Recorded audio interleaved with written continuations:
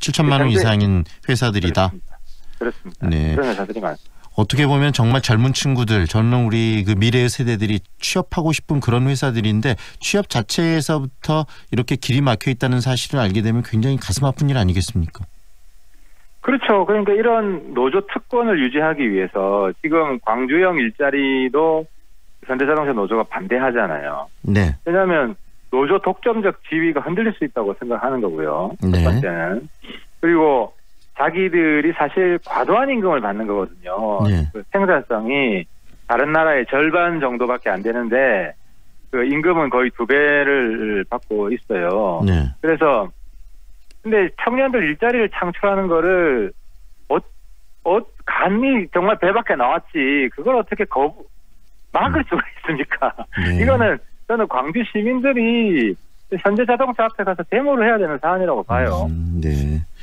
그리고 의원님께서 이 지금 노조들 입장들을 한 몇 개를 이야기해 주셨는데 노조에서의 단체 협상에 이 고용세습이 명시는 돼 있지만 행동으로 옮기지는 않았다 이런 말을 들었다고 이야기를 하셨는데요. 실질적으로 행동으로 옮기지 않을 그런 단체 협상 아니라면 명시한 것들 자체를 빼야 되는 거 아니겠습니까?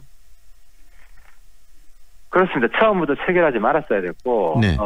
이제 정부에서 지속적으로 이건 위법 단협이기 때문에 시정 명령을 요구했었어요. 근데 이 문제가 이제 시정을 하지 않으면 벌칙이 있어야 되잖아요. 근데 뭐 벌금 500만 원인가밖에 안 돼요. 그러니까 뭐 500만 원 내고 말지 노조 그 기금도 많은데 네. 여태까지 이렇게 지속해 오고 있다가 엊그제서야 현대자동차가 이제 제가 구체적인 근거자료를 풍원하니까 네. 그 고용세습 단협 이제는 폐지하겠다. 이제사. 이렇게 이제사. 네. 압력이 커지니까요. 네. 그리고 이제 구체적인 증거를 들이밀기까지는 우리는 고용세습 한 적 없다. 이렇게 해서 오리발 내밀고. 네. 그 최근에 서울교통공사 관련해 가지고도 뭐 비정규직들 정규직화 이런 과정에서 이런 사내 여러 가지 뭐 비위 문제 이런 것들이 이야기가 되고 그것이 지금 뭐 국정조사까지 논의가 되고 지금 실질적으로 공공부문 채용비리 국정조사가 지금 합의까지 된 상황인데 이런 공공기관들 정말 청년들이 들어가기 힘든 이런 공공기관들의 내부적인 어떤 비리 그다음에 채용에 관한 이야기들 이런 것들 좀 뿌리 뽑을 수 있는 방안이 없을까요, 의원님? 일단 대통령 의지가 중요합니다. 대통령이 9대 생활 적폐라고 해서 그 공공기관 채용 비리는 들어갔는데 민간기업 고용세습 문제는 언급하지 않았습니다. 대통령이 지금 사실 민노총이 가장 큰 그 고용세습 사실 세습 노총인데요. 네. 이 민노총이 문재인 정부 들어서 가장 그 노조 가입 인원이 많아졌습니다. 한 수십만 정도 늘었을 거예요. 그러니까 어떻게 보면 문재인 정권이 키워주고 있는 건데. 그러니까 안하무인격으로 막 고용세습을 하고 있거든요. 그래서 저는 대통령이 민노총을 포함한 민간기업의 고용세습을 뿌리 뽑겠다. 이것도 생활적폐다라고 정확히 규정을 해줘야 노동부가 움직이고 여당이 움직이죠. 그리고 노동부는 실상을 알고 있습니다. 또 한 가지는 그렇게 해줘야 회사가 이 고용 자료를 가지고 있잖아요.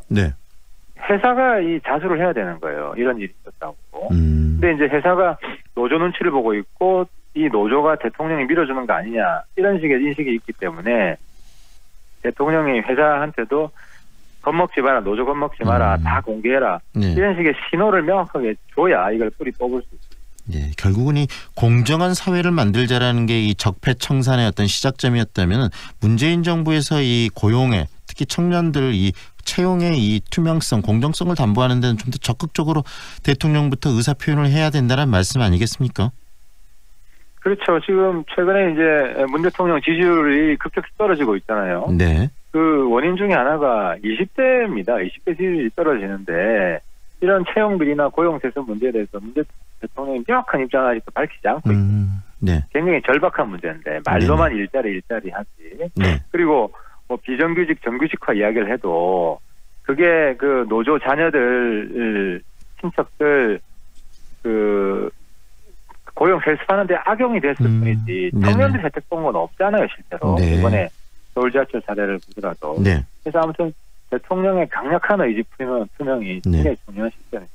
이제 이 공공부문 채용비리 의혹과 관련한 국정조사가 이제 정기국회에서 또 이후 정기국회 이후에 실시하기로 합의는 돼 있는데 이런 국정조사를 통해서 방금 하태경 의원께서 이야기한 그런 부분까지 곁들여서 우리 사회의 채용의 공정성을 담보할 수 있는 그런 노력이 정치권에서 좀 있어야 될 것 같네요. 그렇습니다. 이번에 이제 합의한 거는 공공기관뿐인데 이 민노총은 또 민간 기업들이 많잖아요. 그래서 민간기업 고용 세습 국정조사도 이루어져야 됩니다. 이 국정조사가 중요한 게 국정조사를 한다 그러면은 용기 있게 제보하는 사람들이 많아집니다.